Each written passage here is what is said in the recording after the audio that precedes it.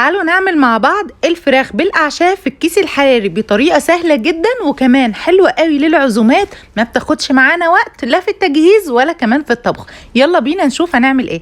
اول حاجه هيكون معانا الفرخه بتاعتنا منشفينها كويس قوي بعد ما نقعناها في المحلول الملح والسكر، وبعد كده هنبتدي نضيف في بوله معلقتين من الثوم المفروم ناعم مع ملح وفلفل اسود وكمان اورجانو ونعناع وزعتر بري اللي انتوا عايزينه، معلقتين من زيت الزيتون ومعلقتين من عصير الليمون، ونبتدي نقلب كل ده مع بعض ونتبل بيه الفرخه. وطبعا تقدروا تغرزوها وبين الجلد كده علشان التتبيله توصل للفرخه كلها.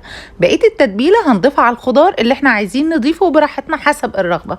بعد كده هنكتف الفرخه ونضيفها فوق الخضار اللي احنا حطيناه في الكيس الحراري ومعاها كمان شرايح من الليمون، ونقفل عليها كويس قوي ونعمل فتحات في الكيس الحراري.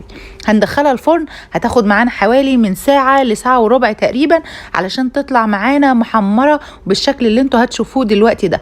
طبعا تقدروا تحطوها تحت الشوايه لو عايزين، ولو مش عايزين خلاص هي كده اخدت الوش الحلو اللون الجميل ده جدا. جربوا بقى الطريقه دي، ما تنسوش تدعموني بلايك وشير، والف صحه وهنا على قلوبكم.